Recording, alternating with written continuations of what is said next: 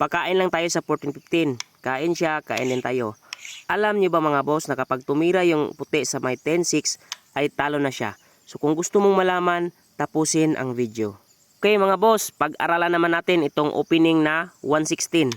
Kasi maraming damador mga boss no, na tumitira talaga ng 116. So ito lang ang gagamitin natin mga boss no, 314. So bakit 314 mga boss ang isa sa ating counter? Kasi depensa real yan mga boss. So hindi siya makapag 16-14. Kasi for example mga boss, titira ka dito, pwede siyang mag-real mga boss no. So ang gagawin natin is 314 para hindi siya makapag-real. So ang best move naman ng puti mga boss is 5-1. So dito mga boss, ang solid na counter ng itim is 116. Pero dito muna tayo sa 115. So magandang tira din yan. Kahit ako mga boss, ginagamit ko yan sa online or actual. Yung 115. Paborito ko yan mga boss. Pero itong 116 yan yung solid. So ang counter naman ng puti dyan mga boss is 214.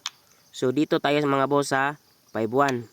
So dito sila mga boss no sa 6-2 kasi karga yan sa formada. Bookline yung 6-2 mga boss. So dito naman tayo sa 8-3. Yan. Dito siya mga boss sa 16-13. Dito tayo sa 12-8. Siyempre iipitin ng puti yung itim. Titira siya sa 116. So ang gagawin mo naman ngayon is mag 14-15. Break ka mga boss para di ka maipit. Sa ganitong formada mga boss, kapag tumira yung puti sa 11-6 ay may pakain na tayo sa 15-2, di ba? So bawal, okay? So kung mag 9-5 naman siya mga boss is may 4-16 lang. Tapos ganyan no. So lamang pa rin tayo sa posisyon. Okay? So kanina mga boss no, sa intro sinabi ko na 10-6. So sa ganyang posisyon mga boss, matatamaan na siya ng trick shot.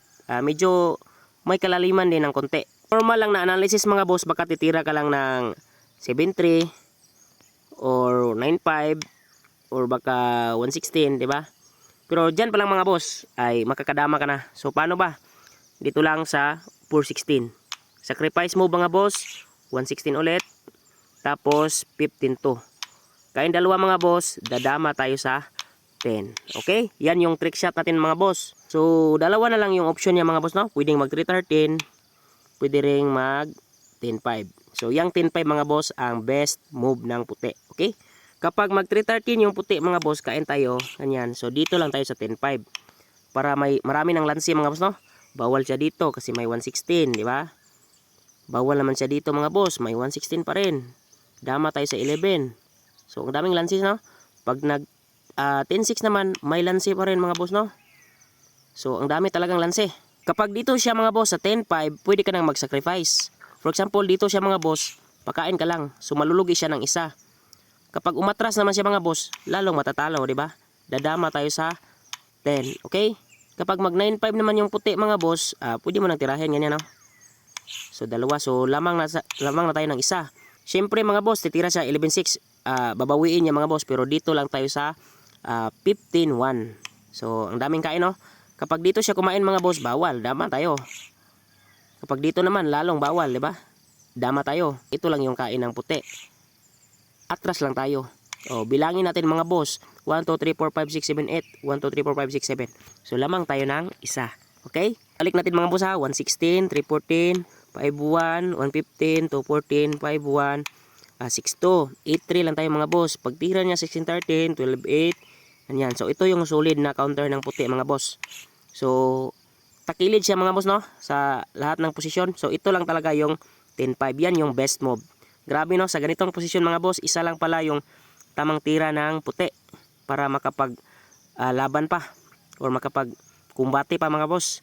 So sa kanyang posisyon mga boss, ito naman yung gagawin mo, 116. So ang best move naman ng puti is dito lang sa 313. Kakain tayo, dito siya susubo mga boss no, ganyan no. Tapos kain siya ng dalawa, kain tayo. Siyempre ito yung unahin niya mga boss, 9-1 para tapos dito siya mga boss oh, kain. So sa ganitong posisyon mga boss, pwede siyang mag-timing sa 12-7. Pero kadalasang tira dyan mga boss is 115. So yan yung equal position mga boss, 6 versus 6. So ganitong posisyon mga boss, praktikalan na. So tablahan po ito mga boss, depende na lang sa kung sino yung magkamali. So kapag walang mag-error sa kanilang dalawa mga boss is tabla talaga ang laban. So ito talaga yung tunay na laban sa dama mga boss. Yung kanina, pinakita ko lang yung mga error moves, pero ngayon ito talaga yung solid na pormada sa ganitong varisyon. Okay? Thank you mga boss at sana may natutunan kayo. God bless us all. Please follow, like, and share for more Dama tricks with Larry Dama PG.